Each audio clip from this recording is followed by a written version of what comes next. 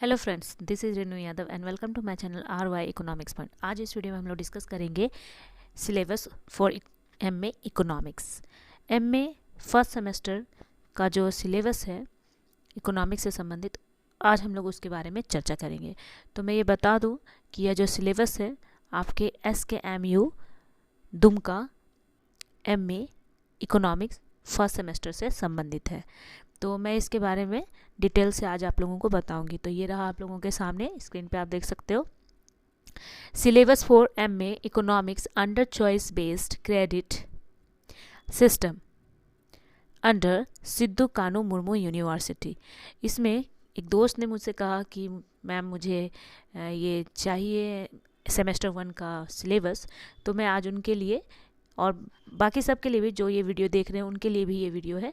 तो चलिए स्टार्ट करते हैं। तो यहाँ पे आप देख सकते हो तो चारों सेमेस्टर का है, पर मैं आज आपको फर्स्ट सेमेस्टर का ही सिलेबस दिखाऊंगी। आप स्क्रीन पे देख सकते हो।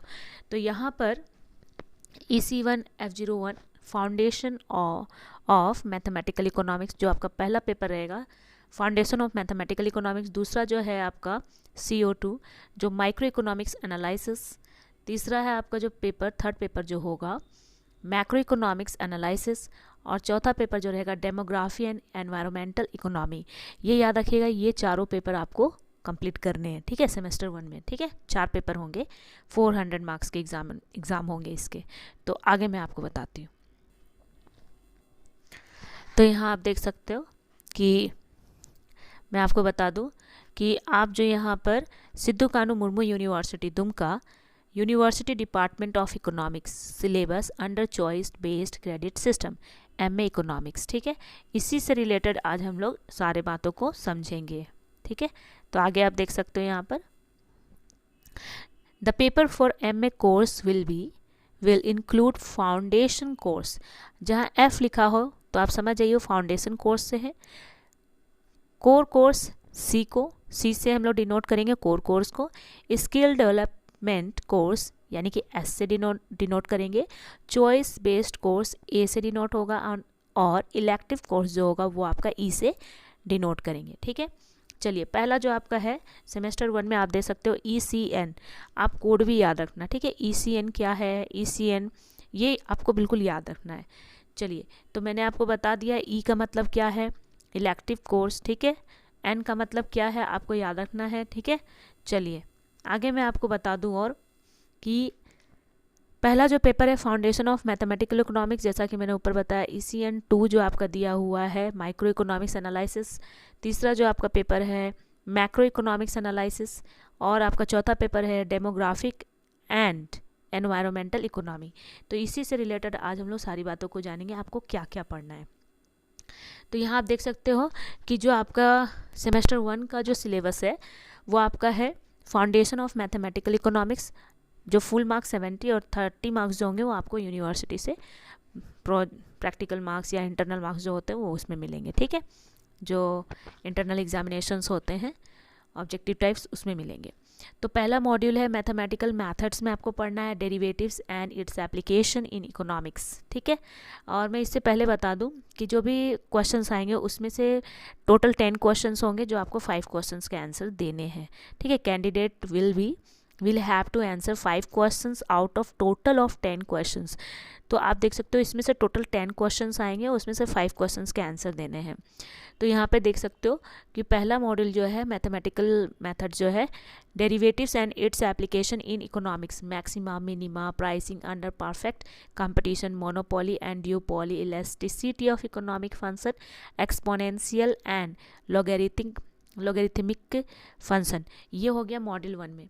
फिर उसके बाद मॉडल 2 में आते हैं मैथमेटिकल मेथड्स में आते हैं, जो आप लोगों ने क्लास 11-12 में पढ़ा होगा उससे रिलेटेड है। ठीक है, मैक्सिमा मिनिमा जो आपका मॉडल 1 में है। फिर आते हैं partial derivatives and its application, production function and partial elasticity of demand, young theorem, homogeneous function of Euler theorem, integration and it's applications. ये आपके हो गए मॉडल 2। उसके मॉडल 3 में आते हैं mathematical method determinants and its properties, matrix, simple operations. आप लोगों ने 11th-12th में जो भी बच्चे मैथमेटिक्स लेके पढ़े होंगे उनके लिए बहुत ही ईजी होने वाला है, ठीक है। और जो बच्चे नहीं भी लिए हैं, थोड़ा अगर फोकस करें तो ईजिली इसको सॉल्व कर सकते हैं। तो ये मैथमेटिकल टर्म से संबंधित है, तो बिल्कुल आपको पढ़ना हो। जैसे क्रैमर्स रूल्स हो गए, आपने 10th में भी पढ़े हैं।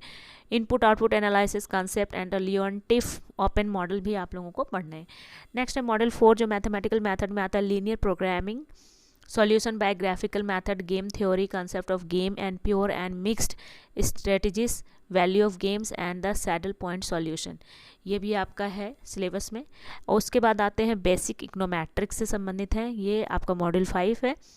तो हर मॉड्यूल से 2-2 क्वेश्चंस होंगे जो आपको मैक्सिमम 5 क्वेश्चन सॉल्व करने हैं।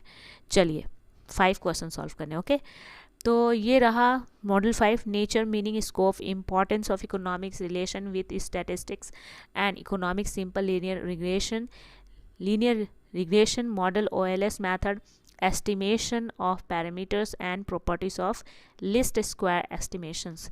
और यहाँ पे कुछ सोर्सेज दिए गए हैं कहाँ कहाँ से आप पढ़ सकते हो, ठीक है। तो ये आ रहा, आप स्क्रीनशॉट ले लो, ताकि मैं तो बोलूँगी कि आपको अगर पढ़ना है तो मेहता एंड मदनानी की बुक ले लें, ठीक है। बहुत ही मैथमेटिकल टर्म आराम से आपका सॉल्व हो जाएगा। जो मैथमेटिकल टर्म है आप लोगों को ज़्यादा सोचना नहीं पड़ेगा इसके लिए। चलिए मैं आगे बताती हूँ। आगे हम लोग देख लेते हैं। नेक्स्ट जो हमारा है पेपर 2 में आते हैं माइक्रो इकोनॉमिक्स एनालिसिस, ठीक है। तो मैं ज़्यादा डील नहीं, आप देख सकते हो, इसका स्क्रीनशॉट ले सकते हो। तो introduction and basic concept first आपका रहेगा। दूसरा है आपका डिमांड एनालिसिस से संबंधित है। तीसरा आपका मॉडल रहेगा प्राइस एंड आउटपुट डिटर्मिनेशन से है। उसके बाद आपका मॉडल 4 है प्राइस एंड आउटपुट डिटर्मिनेशन से है। एंड चौथा जो है आपका अल्टरनेटिव थ्योरीज ऑफ फार्म से है। और इसका आप लोग स्क्रीनशॉट ले सकते हो या PDF में आपके वीडियो में जाके आप देख सकते हो, ठीक है। मैं इसका PDF डाल दूँगी। चलिए आगे डिस्क्रिप्शन में आपको मिल जाएगा PDF का लिंक, आप उससे जाके देख सकते हो।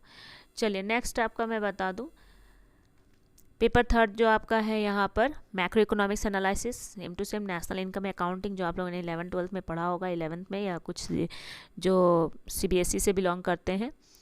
तो जिन्होंने CBSE से करा है वो 12th क्लास में पढ़ेंगे, और 11th क्लास में और 12th क्लास में, मतलब नेशनल इनकम से संबंधित है, आप पढ़े होंगे, ठीक है।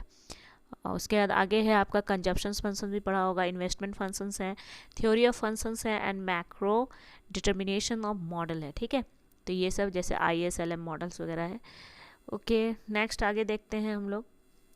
और इसके लिए तो मैं बोलूँगी कि आप लोग HL आहूजा की बुक ले लें, वो भी बहुत अच्छी बुक है, या ML झिंगन की पढ़ लें। चलिए नेक्स्ट है डेमोग्राफी एंड एनवायरनमेंट, इसके लिए भी आप लोग दत्तन सुंदरम की बुक ले लें, बहुत अच्छी है पेपर 4 के लिए, जो आपका लास्ट पेपर है। तो इसमें आता है पॉपुलेशन एंड डेवलपमेंट हो गया, और इसमें पूरा एकदम ब्रीफली आपको पढ़ना है, टॉपिक्स आप देख सकते हो। स्ट्रक्चर ऑफ पॉपुलेशन जो मॉडल 2 है, उसके बाद आपका मॉडल 3 है पॉपुलेशन एंड डेवलपमेंट। उसके बाद आता है ग्रुप B जो एनवायरमेंटल इकोनॉमिक्स के अंतर्गत आता है, ठीक है, याद रखिएगा। तो ग्रुप B में भी आपको पढ़ना है एनवायरमेंटल इश्यूज हो गए, इकोनॉमिक ऑफ सोशल सेक्टर्स हो गए, social sector development in India हो गया, ठीक है। उसके बाद ये सारे टॉपिक ख़त्म। तो ज़्यादा टॉपिक्स नहीं है जिसमें आपको सोचना पड़े कि हाँ हम लोग कैसे करेंगे, ज़्यादा टफ नहीं है, इजीली इसको सॉल्व कर सकते हैं आप लोग, ठीक है। तो ये था आप लोगों के लिए छोटा सा वीडियो जो आपके सेमेस्टर 1 से संबंधित है। तो थोड़ा सेमेस्टर 1 पे फोकस करें, फिर बाकी बच्चों को जिनको भी ज़रूरत हो सेमेस्टर 2 की, तो आप ज़रूर बोलोगे तो मैं ज़रूर आपको समझा दूंगी। ज़्यादा कुछ टफ नहीं है। अगर आप चाहते हो कि हम कौन सा बुक पढ़ें वो भी मैं बता दूं कि डेमोग्राफी एंड एनवायरनमेंट के लिए आप ले लेंगे दत्तन सुंदरम की पुस्तक, बहुत अच्छी बुक है, आप इससे पढ़ो। और अगर ब्रीफली पढ़ना चाहते हो तो लाल एंड लाल की पुस्तक पढ़ें, इंडियन इकोनॉमिक्स, बहुत अच्छा है, उसमें डील किया हुआ है, आप पूरा टॉपिक्स उसको आप लोग कंप्लीट कर सकते हो। तो ये छोटा सा आप लोगों को नॉलेज जो आपके लिए बहुत ही हेल्पफुल होगा, मेरे इकोनॉमिक्स भाइयों बहनों के लिए, ठीक है, जो इकोनॉमिक्स लेके पढ़ रहे हैं। तो आज के लिए इतना ही। आई होप ये वीडियो आपको पसंद आता है। अगर पसंद आता है तो प्लीज़ मेरे चैनल को सब्सक्राइब करें, मेरे वीडियो को लाइक करें, साथ ही साथ इसे अपने दोस्तों के साथ शेयर भी करें, ताकि उन्हें भी बेनिफिट हो, उन्हें भी पता चल जाए कि हाँ क्या क्या हम लोगों को पढ़ना है, कहाँ से हम लोग अच्छे से पढ़ाई कर सकते हैं। Okay, okay bye, take care, जय हिंद।